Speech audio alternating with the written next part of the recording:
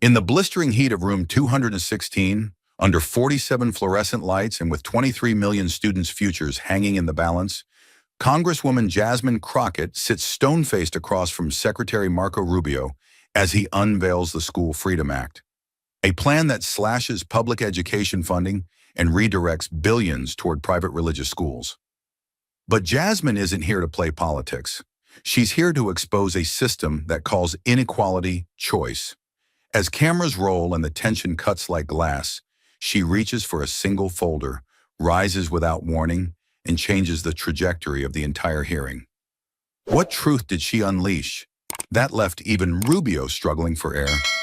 Stay with us. This is a story worth every second of your time. Under the blinding fluorescent lights of room 216 of the Rayburn House office building, the air felt less like policy debate and more like a powder keg waiting for a spark. Secretary Marco Rubio, with a crisp navy suit, an American flag pin on his lapel, and a rehearsed smile that flickered with calculated restraint, Rubio cleared his throat and launched into the opening statement for his School Freedom Act. "This is about restoring power to families," he said, his voice steady, polished. "No more one-size-fits-all education. No more children trapped by ZIP codes. The act would reallocate billions from public school systems into private school." Behind him, charts towered on easels, red arrows, green bars, maps of diverted funding. To the press gallery, it was a fresh pitch in an old debate. To the lobbyists seated behind him, it was the first move in a billion-dollar chess game. But on the other side of the room, beneath a sharp sweep of natural light, Congresswoman Jasmine Crockett sat almost statuesque, silent, still, and unmistakably alert. A single black notebook lay open in front of her, pages already filled with looping cursive and heavy underlines. She didn't interrupt. She didn't smirk. She simply watched. Watched as Rubio's fingers tapped twice on the table with every policy point. Watched as GOP lawmakers nodded along like metronomes, synchronized with entitlement. Watched as every sentence was met with applause from the school choice crowd, seated like a jury already told how to vote. Crockett's silence wasn't absence. It was calculation. She was letting them speak uninterrupted, unchallenged, unfiltered. Because when the powerful feel unopposed, they expose more than they conceal. She didn't need a microphone yet. She needed their assumptions. As she later whispered to her aide without looking up, "When they think no one's watching, they tell the truth." And just as the final applause wilted into the static hum of fluorescent lights, the remote in Marco Rubio's hand clicked again, the kind of quiet, confident motion that comes not from truth, but from someone certain they won't be challenged. The projection screen behind him flared to life, revealing a glowing map of the United States riddled with blue pins. They blinked in every corner of the country. Small towns, suburban belts, rural counties, like lights on a battlefield. "These," Rubio announced, gesturing with open palms, "are the institutions leading the future of American education." His voice dipped into something almost reverent. "Faith-based, values-centered, proven environments. These are the schools we're empowering with choice and with funding." Names began scrolling beside the map. St. Gabriel's Academy, Harmony Covenant School, Light of Hope Preparatory. Logos adorned with crosses and doves glided across the screen like a parade of moral superiority. Rubio didn't mention that every single one of them was private, or that 94% were religious, or that not one answered to a democratically elected school board. He continued, unfazed. "For too long, families have been trapped by government bureaucracy, forced to send their children to broken schools simply because of a street address. We are correcting that injustice today." Behind him, the screen zoomed in on specific districts: Houston, Atlanta, Jackson, Mobile. The pins multiplied. The numbers, our federal dollars, surged across the borders of public schools and into gated campuses few poor families could name, let alone enter. Rubio let the image breathe, confident it would speak for itself. But across the room, Jasmine Crockett leaned forward, slowly, precisely. She didn't blink.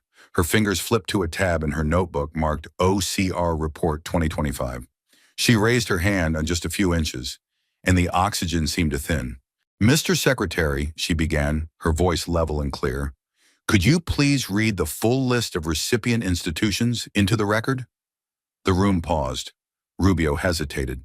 It was brief, a half-second skip, but enough. One of his aides rushed forward, whispering, sliding a folder onto the table. Rubio cleared his throat and began reading. Trinity Classical Academy, Covenant Gate, St. Jude's Academy of Excellence. It went on. Jasmine listened without interrupting, not because she agreed, but because she was counting. Names, states, patterns. Her silence was not concession. It was the fuse tightening. After 10 names, she spoke again. This time she held up a printed report. Government issued, embossed, and marked Office for Civil Rights. She read without raising her voice, but her words landed like lead. 80% of these institutions, 8 out of every 10, refuse admission to students with disabilities, learning differences, or from households below the federal poverty line. A quiet gasp somewhere in the gallery. The map behind Rubio didn't flicker, but it didn't need to. Its glow was now accusation. Jasmine laid the report flat on her desk and looked at Rubio, then across the dais. And that's when a congressman on Rubio's side broke ranks. Defensive, stern. Families, he said, have the right to choose a moral and safe environment for their children. A few nods followed. Rubio, grateful for the rescue, exhaled. Jasmine did not respond to him, not immediately. Instead, she turned her eyes back to the map, now distorted by meaning. Choice, she said finally, is a beautiful word, but only if you're holding the pen. She looked up. What about the children who were never given that pen? Who were born into ZIP codes that politicians forgot? Into bodies schools refused to accommodate? Into homes faith-based boards deemed too broken for their mission statements? She paused, not for drama, for gravity. What do you call it when a system pretends to offer freedom, while quietly fencing off who gets to access it? And without waiting for an answer, she turned back to her notes. Because in that room, every silence spoke louder than their applause. The silence that followed Jasmine's indictment wasn't rhetorical. It was surgical. It carved through the hearing room like a wire through stone, brittle and deliberate. No one moved. No one breathed. And that's exactly when she struck again. Not with volume, not with fury, but with the quiet precision of evidence. She reached for the panel in front of her and pressed a discreet button. The room darkened slightly as the projection screen lit up once more. But this time, there were no color-coded maps, no polished slogans, no spin, just the slow, unfiltered lens of a handheld camera. And the truth it refused to hide. The frame opened on the warped linoleum floor of James R. Houston Public Middle School in South Dallas. Date stamped just 3 days prior. The hallway looked more like an evacuation zone than an educational space. Missing ceiling tiles, exposed wiring, a lone water fountain with a handwritten sign taped above it, "Do not use contaminated." The camera panned into room 117. 25 students sat in a room designed for 15. The walls were bare, paint peeling like dried skin. In one corner, a fan buzzed uselessly against the Texas heat, and then the camera rested on a boy, maybe 12, standing stiffly at the front of the class. He wore a uniform shirt 2 sizes too big and held in his hands a textbook so tattered it barely had a cover. His voice cracked, not with emotion, but with hesitation, the kind learned from being ignored. "I want to be an engineer," he said, "but our science book says Pluto is still a planet. It was printed before I was born." There was no music, no narration, just the hum of the broken fan and the faint creak of chairs. For 10 seconds, the image froze on the textbook. Foundations of Physical Science, 2004 edition. The spine was held together by duct tape. The corners had been chewed by time or pests. A girl in the background whispered, "We take turns sharing it." Then the screen went black for half a second, before cutting to something that felt like an entirely different world. The next shot opened on manicured lawns, stone arches, and white-pillared gates. St. Enoch's Preparatory Academy, located just 8 miles away, in the same school district. The sunlight glinted off tinted windows and gold-lettered signage. Excellence through faith. The tour footage glided across polished marble floors, through classrooms lined with smartboards and ergonomic seating, past a cafeteria that served almond milk and fresh strawberries. The school's website flashed briefly on screen, followed by a red highlighted figure, $4 million. Recent federal grant. Then came the bombshell. A PDF of the school's admissions guidelines was shown in full. Jasmine's voice narrated quietly off camera. St. Enoch's retains the right to deny enrollment based on behavioral fit, cultural alignment, or family value inconsistencies. Then one final line appeared on the screen, pulled from an investigative report. St. Enoch's rejected 40% of applicants last semester under cultural misalignment. Each word was circled, underlined, documented. No dramatics, no editing, just the juxtaposition. A broken public school teaching outdated science to children born into poverty, and a private religious academy, federally funded, that handpicked its students like club members. The chamber didn't erupt. It contracted, shrinking under the weight of what had just been seen. Even the Republican staffers stared forward, their pens paused midair. Jasmine didn't speak. She didn't need to. The screen had already said everything. We are not failing our children by accident. We are choosing to. And then the screen went black. Total stillness returned. Only Jasmine's pen tapped once, sharp and steady against the table. A sound louder than any argument. The screen went dark, but the silence it left behind was anything but empty. It throbbed with indictment, with the weight of all that had been exposed and all that had been ignored for far too long. No one dared reach for their phone. No one dared clear their throat. The hearing room, so often a theater of posturing, had been stripped down to something raw, something unavoidable. And that was when Jasmine Crockett stood. There was no dramatics in her movement, no grand gesture, just quiet authority, the kind that doesn't need to raise its voice because the truth is already roaring behind it. She turned toward the witness table, hands resting lightly on the polished wood before her, and locked eyes with Marco Rubio across the chamber. "Mr. Secretary," she said, her voice steady as stone, "have you ever stepped foot inside a public school in a neighborhood like South Dallas? Not for a photo op, not for a campaign stop. I mean, really stepped inside, where the ceilings leak, where the air conditioning hasn't worked in years, where the same algebra textbook has passed through 5 different generations of hands?" Her tone didn't waver. It didn't need to, because the absence of an answer was already thickening in the air. Rubio shifted slightly, offering the faintest smile. Confident, almost smug, practiced like a signature. "Congresswoman," he said, "I didn't come here to cry over a broken system. I came here to fix it." A beat passed. Crockett didn't move, didn't blink, didn't even change the set of her jaw. But her voice, when it came, was colder now. Not cruel, but crystalline. "You don't fix what you've never funded. You don't get to starve a system, turn your back on it, and then show up with blueprints as if the wreckage wasn't by design." Her eyes narrowed, not with anger, but with precision. "You call it reform. I call it abandonment dressed in policy." Around the room, heads turned. Staffers paused. Even the stenographer hesitated for half a breath. Crockett leaned forward slightly, not to threaten, but to make sure every syllable landed. "You say you didn't come here to cry, but maybe if you had, you'd finally understand why our kids have nothing left to dry their eyes with." The final words of Jasmine Crockett's indictment still vibrated through the hearing chamber like the aftermath of a thunderclap. But she didn't pause for effect. She pivoted. A flick of her hand activated the screen behind her once more, replacing the last emotional blow with something colder, harder. Data. "Let's step away from sentiment," she said calmly, almost clinically, as if peeling off a glove before surgery. "Let's look at what we're actually buying." The lights dimmed slightly as a government-issued seal appeared on screen. GAO, Government Accountability Office, Audit 04-3825. Beneath it, in stark black text, glared the figure that would reshape the room's temperature.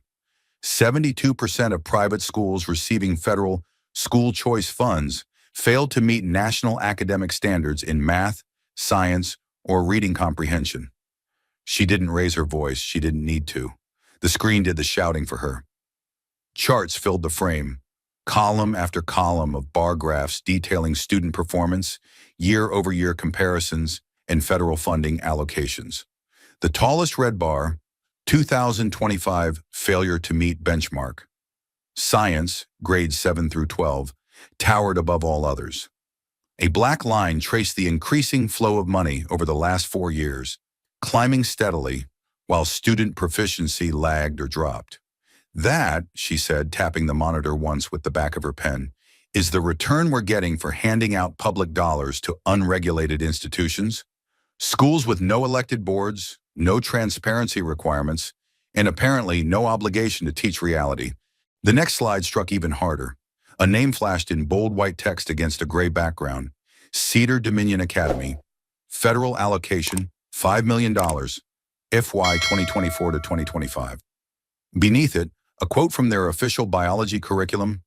Students will learn that all life began 6,000 years ago, per the book of Genesis. Evolution is not a fact, but a theory in dispute. Dinosaurs coexisted with early humans before the Great Flood. The silence in the room was no longer respectful. It was stunned. You could feel the tension tighten, breath by breath, as lawmakers on both sides of the aisle shifted in their chairs, unsure whether to look at Jasmine or away from the screen. But she didn't flinch. She walked forward, stopped precisely center stage, and let her voice harden to a gleaming edge. There are students across this country, she said, who are studying by flashlight because their classroom lights don't work, who are learning photosynthesis from pages falling out of a 20-year-old book, who share desks, textbooks, and sometimes meals because their schools are underfunded, overcrowded, and overlooked. She turned her gaze directly to Rubio, her tone not angry but surgical. And yet, you're sending $5 million, our dollars, to a school that teaches theology as biology, to a school that tells children the Flintstones was a documentary. She turned back to the room. What are we funding here? Education? Or a tax-subsidized fantasy camp for the ideologically pure? The screen clicked again, and the image shifted to a composite of more schools, each name paired with a red, flagged label by the Department of Education's now defunded Office of Standards Enforcement. Underneath, in fine print, were notes like, does not offer special education services, no certified science instructor on staff, curriculum not aligned with state benchmarks. Jasmine circled back toward the dais, her footsteps deliberate, her voice slower now, the kind of slow that comes when the blade is being drawn in full view. We are hemorrhaging funds into institutions that get to pick their students, ignore federal guidelines, and still cash the checks. Meanwhile, public schools, real schools, are being forced to run science labs without lab equipment. She gestured upward at the screen again. That's not school choice. That's a rigged game, and the house always wins. Then she stopped, eyes fixed on Rubio. Mr. Secretary, she said, each word crisp as broken glass, do you consider it responsible governance to pour millions into schools that don't teach science, that deny climate change, that tell students the Earth is 6,000 years old? Rubio opened his mouth, but she kept going. Fast, sharp, relentless. Because if that's what we're calling education now, then we owe every child in America an apology, especially the ones who still believe facts are worth fighting for. She held up the GAO report one last time. This isn't a political attack, it's an audit. Your program, your signature reform, is failing by every measurable metric except one: ideological purity. The air tightened as if waiting for a gavel that hadn't yet dropped. You want to talk about freedom? Let's talk about the freedom to learn truth, the freedom to ask questions, study science, debate facts, not parrot dogma because the funding contract says so. Then came the final turn. She pointed once more at the screen, now frozen on Cedar Dominion Academy's Earth Science Overview, which made no mention of tectonic plates, but devoted 2 full units to flood geology and fossilization in Noah's era. Her hand dropped slowly and her gaze locked dead on Rubio's. Are we, the American taxpayers, funding education or underwriting a mass exodus from reality? She paused, just long enough for the weight of it to settle like cement. Is this a school system or a state-sponsored hallucination? There was no applause, no rebuttal, just the soft hum of fluorescent lights and the distinct sound of one truth colliding head-on with a nation's illusion. The air in the chamber had thickened to something close to grief, not loud, not chaotic, but slow, suffocating like smoke after a fire. Jasmine Crockett's last words had landed like a final nail in a sealed box, and yet no one moved to pry it open. There was no counterpoint, no pivot to talking points or safe statistics, just the shared discomfort of a room that had been forced to look directly at the machinery of neglect it had helped build. The chairman glanced down at his schedule, cleared his throat almost apologetically, and said with solemn weight, "We now open the floor for public testimony." The doors creaked open behind the dais, not dramatically, but with the sound of something old, rusted, and reluctant. A name was read into the record, and a woman entered, slowly, deliberately, like every step cost her more than she could afford to give. Her name tag read Maria L. Thomas, but she didn't need introduction. She carried with her the quiet authority of someone who had survived things no hearing could ever fully name. She was dressed simply, a clean blouse, wrinkled slacks, cheap flats with worn soles. Not because she didn't care, but because the last time she had an extra $40, she spent it on asthma medication for her son. The mic wavered as she adjusted it. Her hands trembled slightly, not from nerves, but from exhaustion. She took a single breath, not to center herself, but to push the weight off her chest just long enough to speak. "I work 2 jobs, she began, her voice so soft it made the room lean forward to catch every word. "I clean offices at night. I stock grocery shelves in the morning. I don't say that for pity. I say it because I'm tired of being invisible." She glanced down at the written notes she had scribbled on a grocery receipt, then looked back up with eyes that had long since run out of patience. "I'm a mother, a single mother, and I have spent the last 3 weeks pleading, not applying, pleading, with a private school to accept my son. Not because I believe in their mission, not because I want him to be wrapped in stained glass and chapel bells, but because our public school has nothing left to give." Her voice cracked. She didn't try to hide it. She kept speaking, each word sharper than the one before. "Our school lost its music program last year, then the art teacher, then gym. Now the nurse is gone, replaced by a part-time secretary with a thermometer and a locked drawer labeled medication unavailable. Last month my son had a fever, 103.7.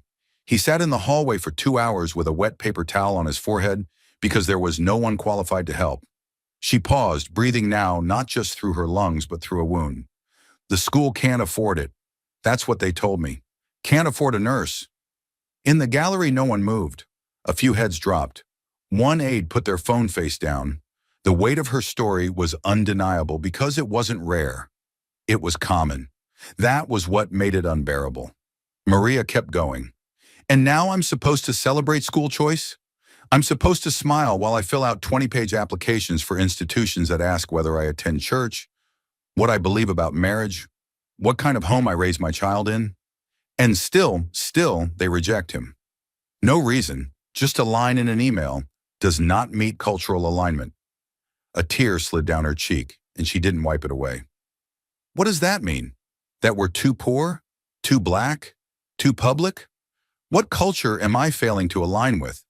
The one where kids get books, or the one where only some of them do?" She clutched the podium now like it was the only thing keeping her from collapse.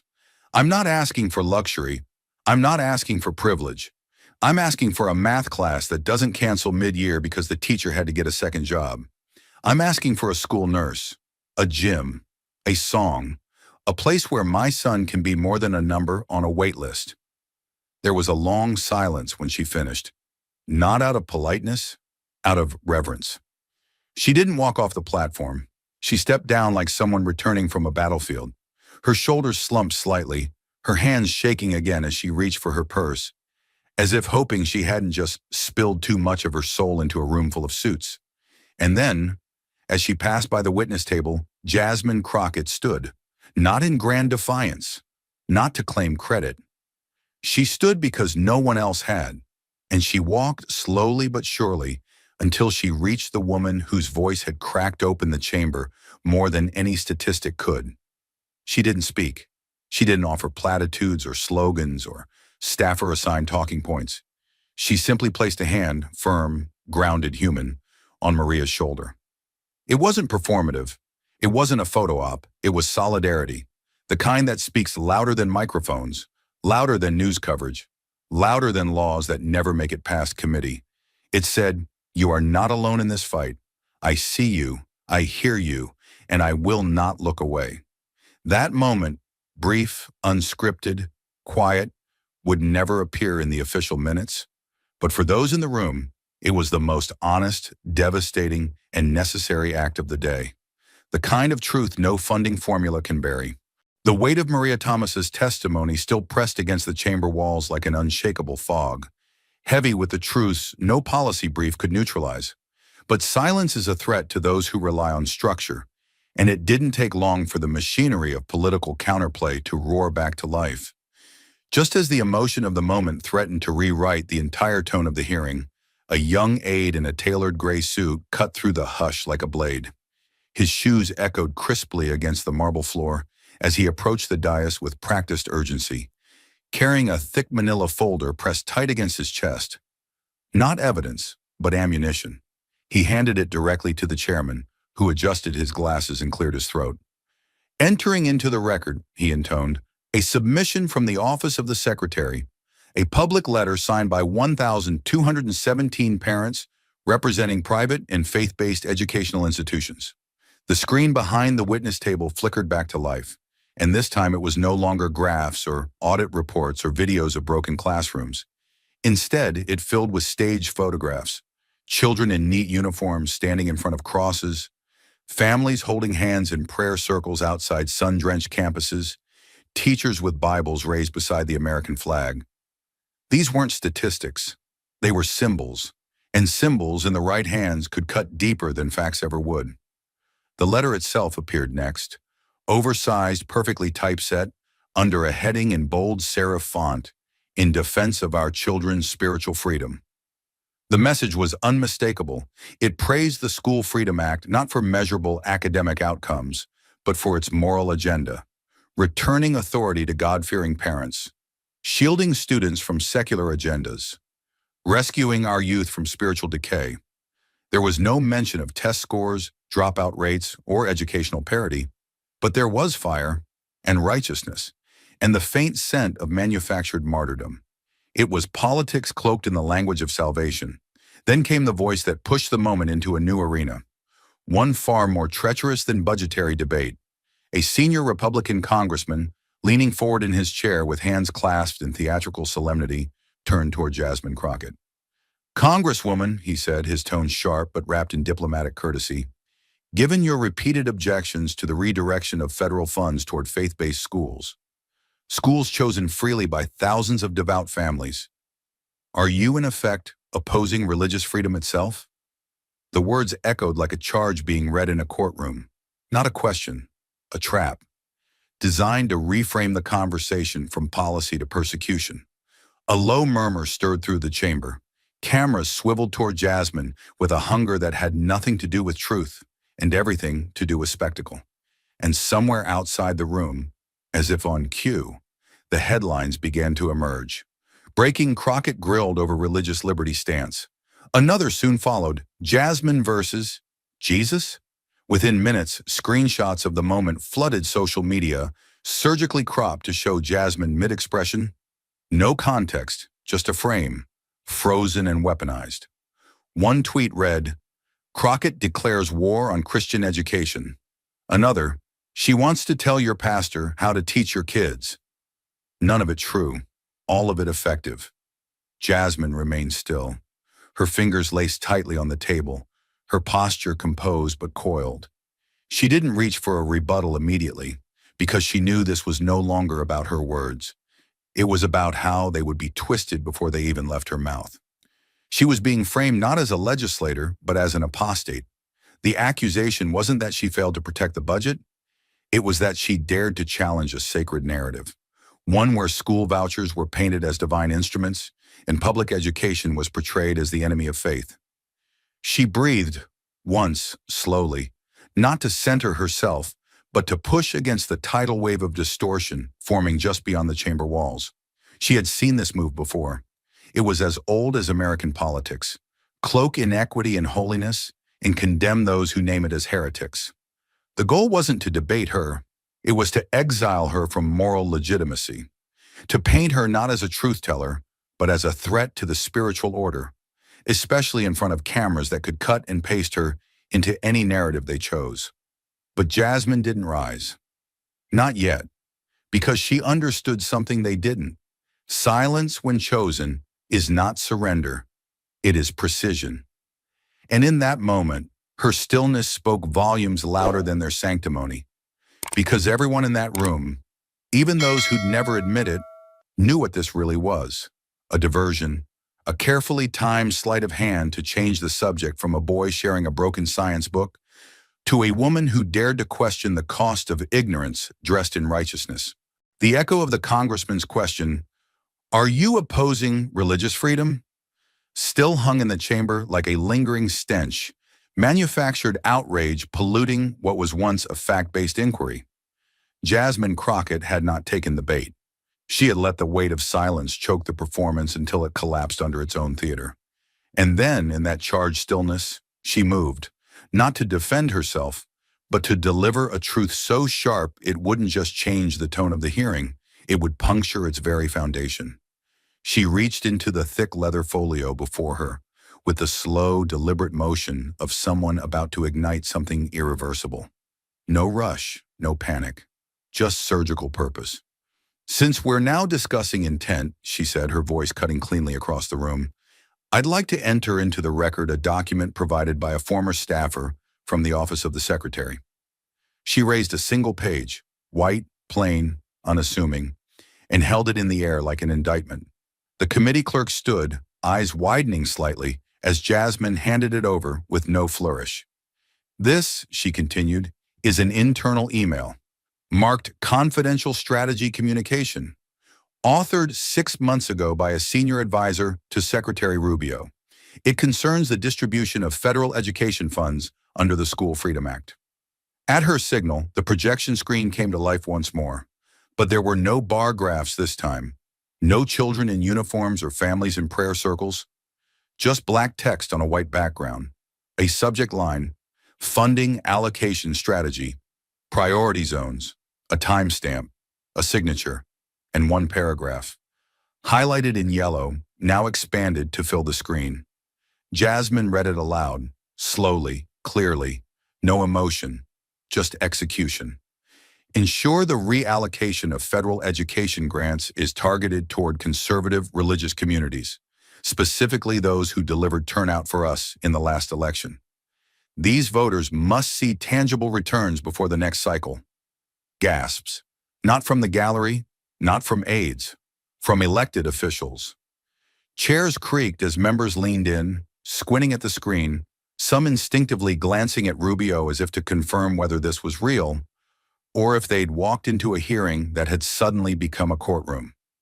Jasmine didn't stop. She lowered the page with care and turned her full attention to Rubio, whose face had lost the practiced stillness he wore like armor. His eyes flickered, not toward Jasmine, but toward his own staff behind him. No one moved, no one offered a rebuttal, no one dared. She stepped closer to the mic, both hands on the desk now. "Let me be absolutely clear," she said, her voice low but resolute. "This wasn't a miscommunication. This wasn't a rogue line from a careless intern. This was a written directive from the highest levels of the Secretary's office, advising that taxpayer funds meant for education be used as political currency, not allocated based on need, not based on a school performance, not even based on capacity, but based on loyalty." She let that word hang there.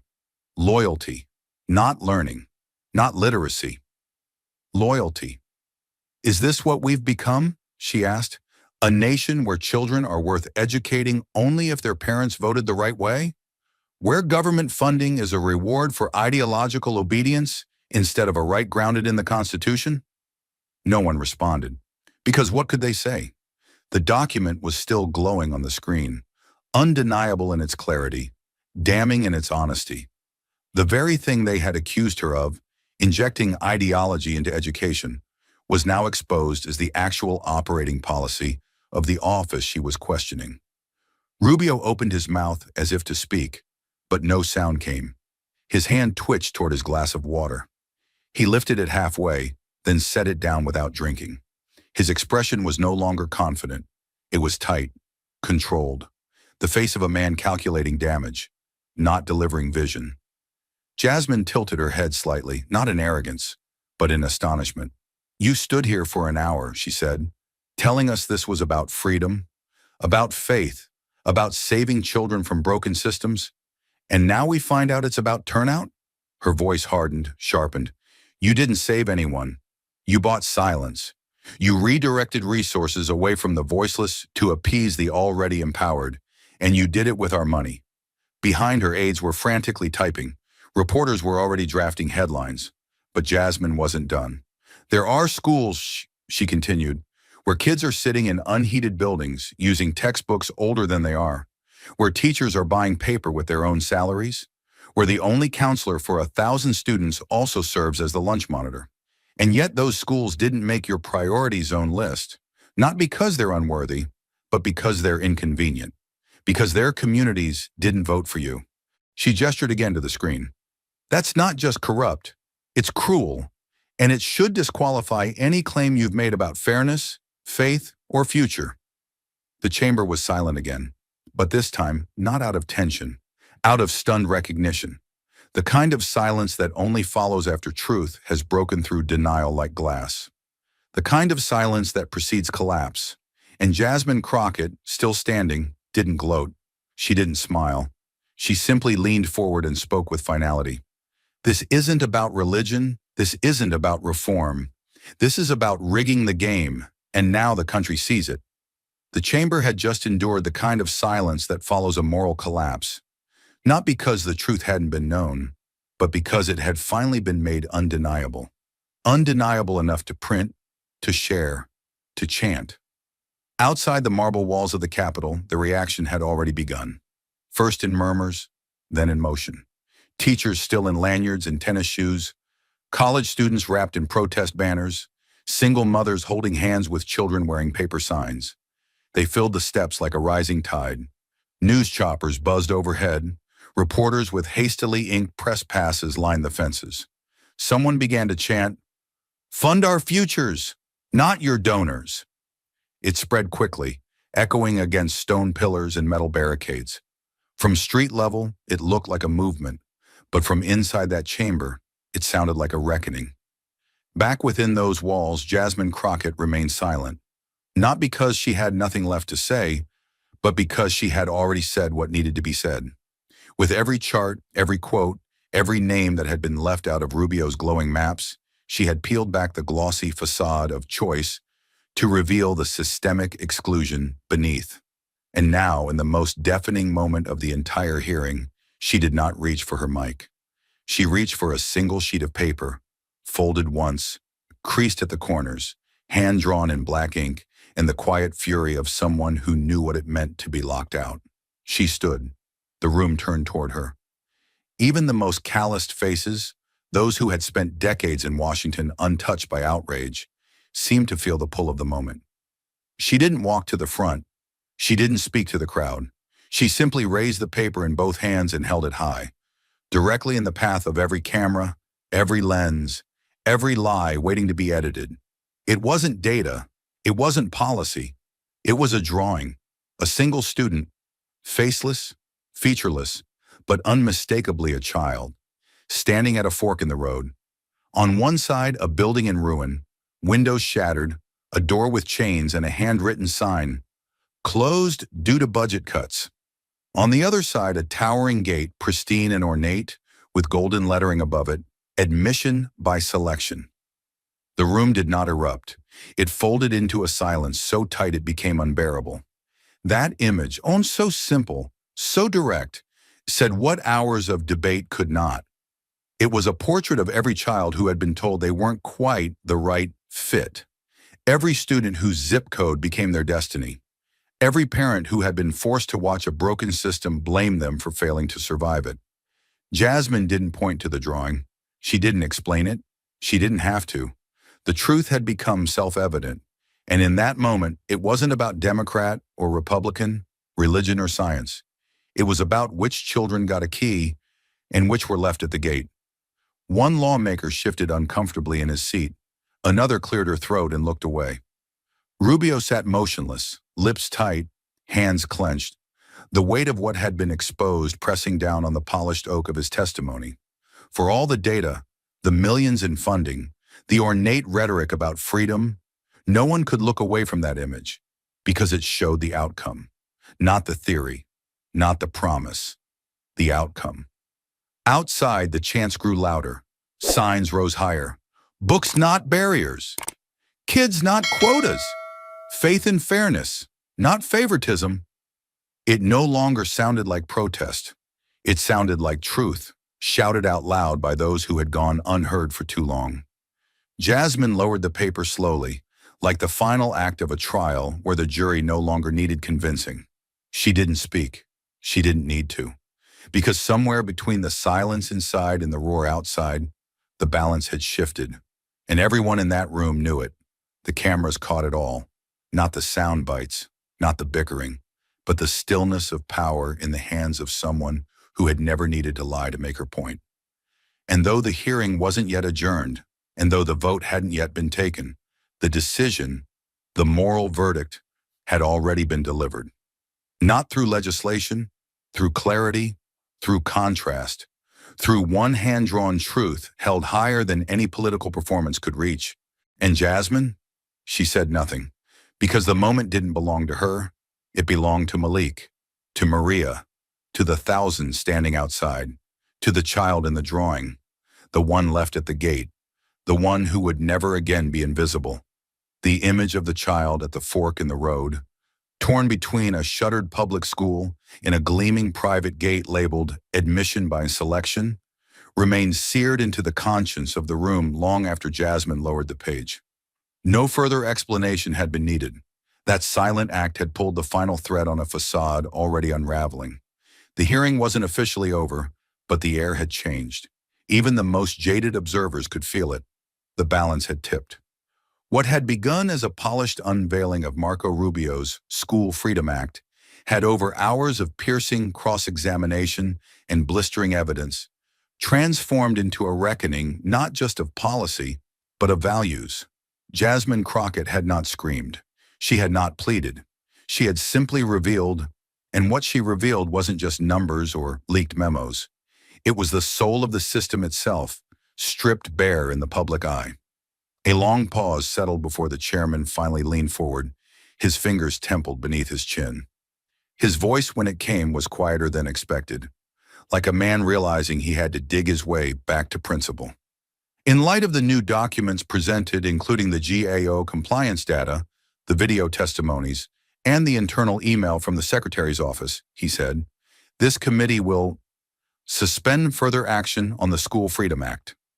His words were deliberate, pending a full review and ethical audit of its development and distribution plans. No gavel came. It didn't need to. The chamber heard the verdict in the silence that followed. A pin could have shattered the tension. On Rubio's side of the bench, aides sank slightly in their chairs, avoiding eye contact with one another. Aides from both parties reached for their phones, some already texting updates to senior staff. Rubio himself sat stiffly, hands clutched in front of him. The practiced smile from earlier now melted into something distant, the look of a man who had followed the script only to realize the stage was gone. Outside, the crowd that had gathered during the hearing, a coalition of teachers in worn hoodies, parents still wearing cafeteria aprons, college students with protest slogans etched across cardboard, erupted. But not with the chaos of victory, with the relief of being seen. Signs that had sagged in the sun now rose again. Someone shouted, "Justice for our classrooms!" And the chant caught fire. "Justice for our classrooms!" Again, louder, until it became a drumbeat. And for the first time all day, Capitol Security did not try to silence them. Back inside, Jasmine didn't move. She didn't smile. She didn't nod. She simply lowered her hand, folded the page, and returned it to her binder. Because this wasn't a celebration. This wasn't a battle won. It was a pause, a breath drawn between storms. And yet the press didn't wait. As soon as the chairman adjourned the hearing, reporters surged through the corridor, microphones raised like bayonets. Producers barked questions into earpieces. Anchors rehearsed sound bites for their evening leads. The phrase, "bill suspended," was already scrolling across news tickers nationwide. Crockett exposes school funding scandal. Act halted in shock committee. Twist, was it all a political payback scheme? Jasmine exited not through the front entrance, but through a side corridor known to Hill veterans. A hallway lined with forgotten bus and chipped tile, untouched by the frenzy of cameras. Her staff flanked her closely, offering her silence instead of praise. They knew her well enough not to speak yet, but the press found her anyway.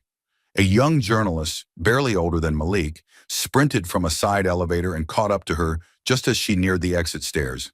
He was winded, sweat shining across his temple, but his recorder was steady. "Congresswoman Crockett," he called, his voice cracking from urgency. "Do you consider this hearing a victory?" The question, so basic, so prepackaged, sliced through the hallway like a stray shot. Jasmine stopped walking. The hallway froze with her. She didn't turn. She didn't shift. Her eyes remained fixed forward, past the worn marble, past the security guards, past the sunlight bleeding in from the columns outside. She let the silence stretch, not as a stall, but as a statement. Then she said it, softly, without facing the recorder, without adjusting her tone for the media. "If Malik gets to learn chemistry tomorrow," she whispered, "then I haven't lost yet." The words didn't just echo, they landed, like a stone dropped into a placid lake, sending ripples through every camera feed and comment section, waiting for something dramatic. And they weren't a quote easily cut up into a viral headline. They were heavier than that. They required understanding. They required context. They required listening. Something Washington rarely did. Jasmine kept walking, not toward a podium, but toward the daylight. And still, she didn't let go of the binder. She knew this wasn't over. Hearings get delayed, evidence gets buried, investigations get quietly redirected. Rubio might not be done. His donors certainly weren't. Lobbyists with faith-based funding structures would be knocking on doors by morning.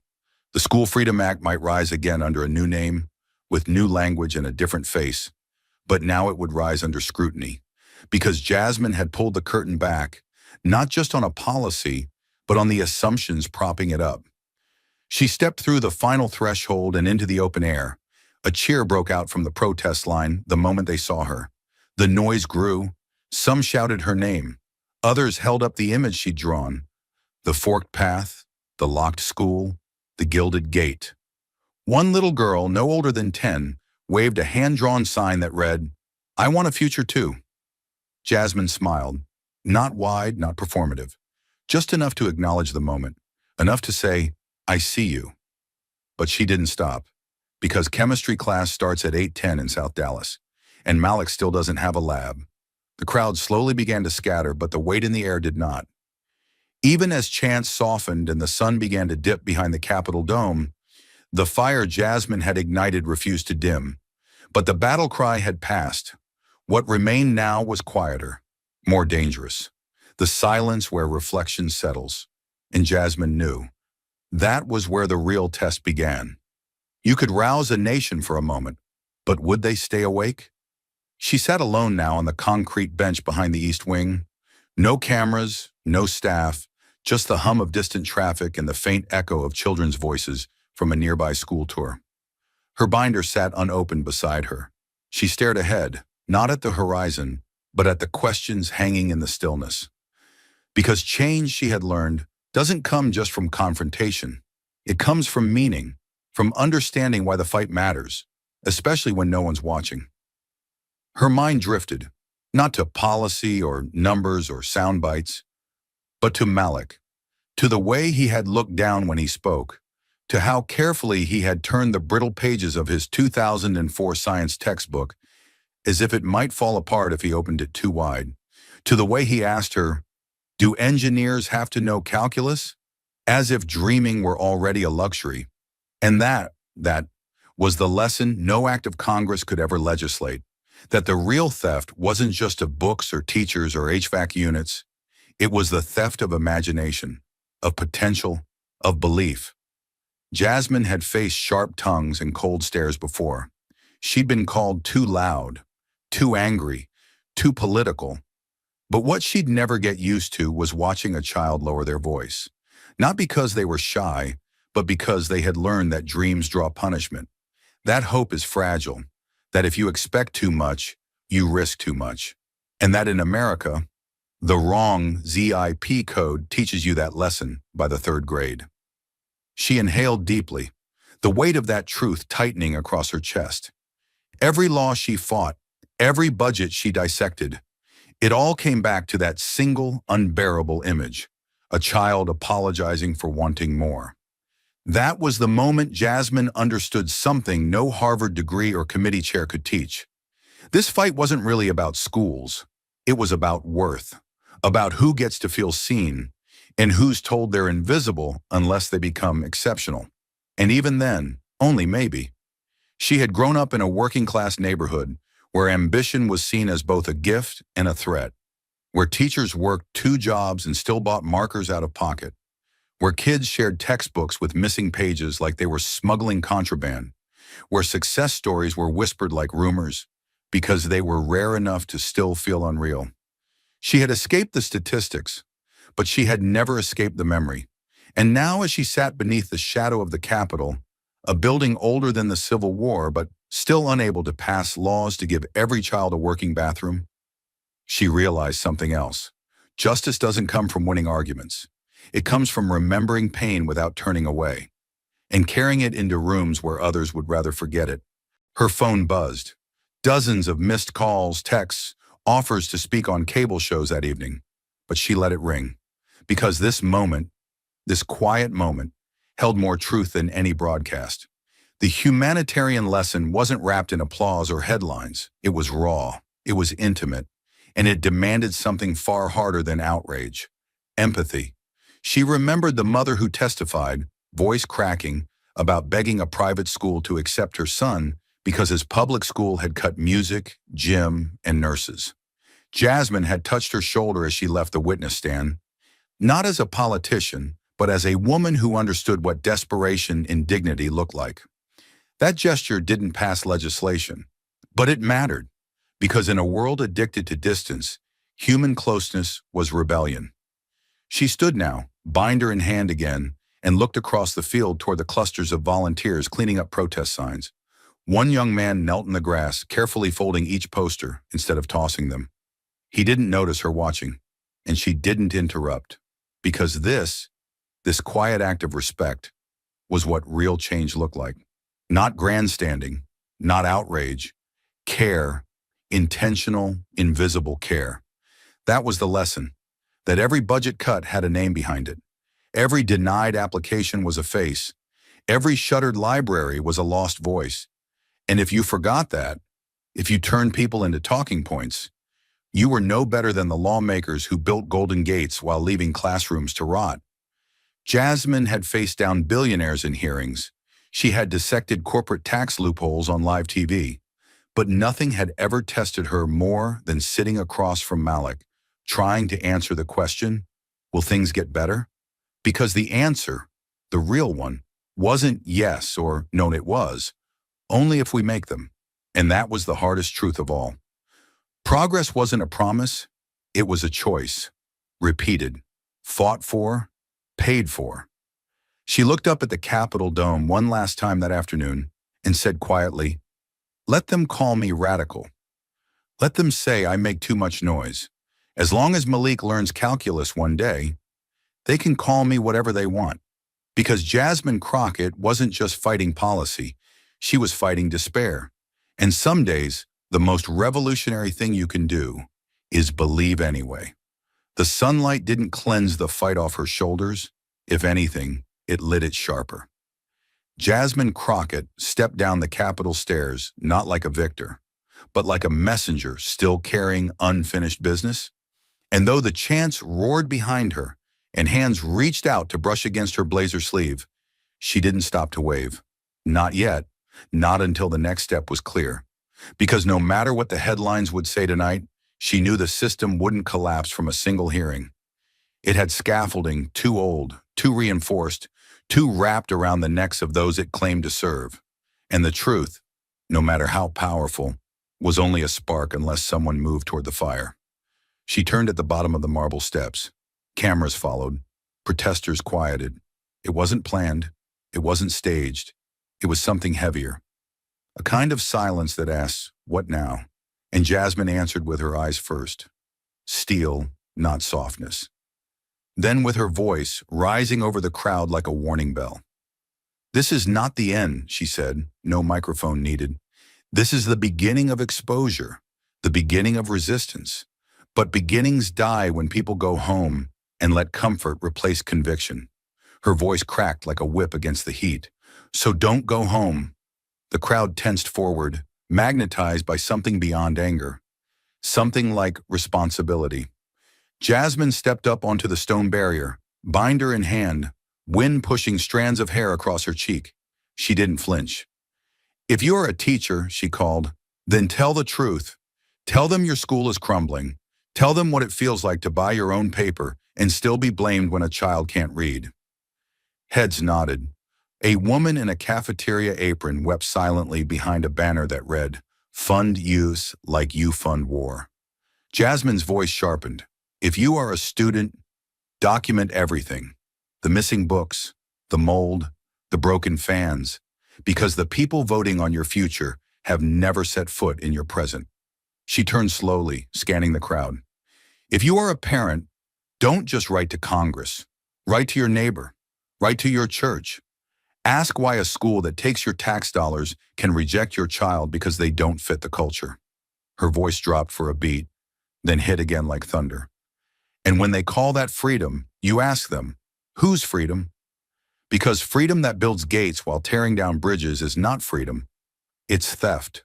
A wave of gasps and claps broke through. Jasmine didn't pause. She was lit from inside now, the words not read from paper, but from lived fury. "They want you tired. They want you cynical. They want you afraid to speak because the moment you speak, they lose control of the narrative." Her voice climbed. "So speak louder, march longer, organize harder." She pointed to the Capitol dome behind her. "That building doesn't belong to them. It belongs to us, and it is not patriotic to be quiet when the people inside it forget their oath to every child." The crowd had shifted from passive supporters to something else, something charged. Jasmine turned to a boy near the front, holding a poster with Malik's quote, "My book is from 2004. She pointed directly at it. "This system doesn't fail by accident. It fails by design. Because if you keep a child uneducated long enough, they grow into an adult you can control.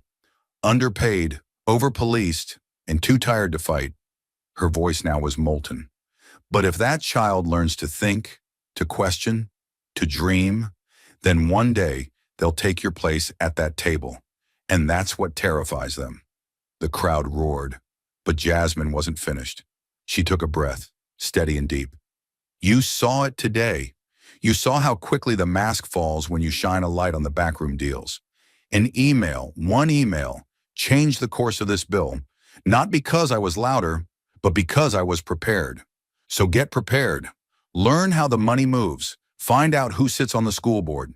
Show up to the meetings. Run for them if you have to." She stepped down from the barrier, boots hitting the pavement like a judge's gavel. "Because if we wait for them to fix it, they never will." Jasmine paused, now just feet from the front line of parents and teachers. Her next words were almost a whisper, but somehow carried clearer than any before. "I don't need a statue. I don't need a headline. But I need Malik to have a chemistry lab. I need Maria to go to gym class without praying she doesn't faint from heat." I need kids in Alabama, in Compton, in Flint to have futures not determined by zip code or donation records. She looked skyward for half a second. This isn't a partisan fight. This is a moral one. And if we don't win it, we'll answer for that silence every time a child is left behind. The applause rose like thunder, but Jasmine didn't wait for it to finish. She moved through the crowd, shaking hands, hugging strangers. Some cried. Some just held eye contact as if to say, "Finally someone sees us." A retired principal pressed a handwritten note into her palm. Names of 4 schools closed in the last year. Jasmine folded it without reading. "I'll get to them," she promised. "All of them." Reporters swarmed again, shouting questions. "Will you introduce a counterbill? Are you calling for Rubio to resign? What's next for your campaign?" But Jasmine didn't break stride. She simply turned one last time before disappearing behind the barricade and said, "Next, you are." Because the truth was out now, and truth, once seen, can't be unseen. The real question was whether people would choose the discomfort of action or the comfort of complicity. Because somewhere in America, a bell would ring tomorrow morning, and somewhere else, a classroom would stay locked. Which future would it be? And who will fight for the difference? But after the chants faded and the cameras packed up, something unusual happened. People stayed. Not all, not most, but enough. Enough to matter. They didn't leave the Capitol steps like tourists or activists ticking a box. They lingered like witnesses, as if the truth they had just heard couldn't be unheard, and now demanded something more. A teacher handed out blank postcards for writing testimonies to their state boards. A student group formed a text chain called Books Before Barriers.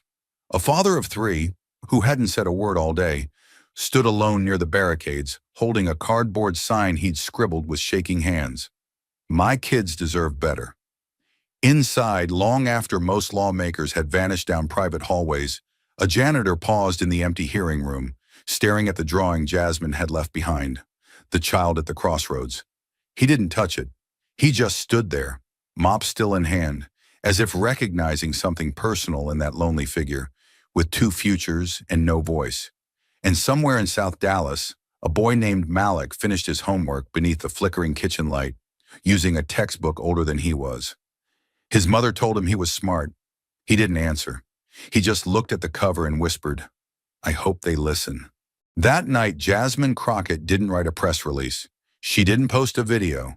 She didn't call a donor. She wrote Malik a letter, not to inspire him, but to remind herself why she could not afford to stop. Because policies might pass or die in silence.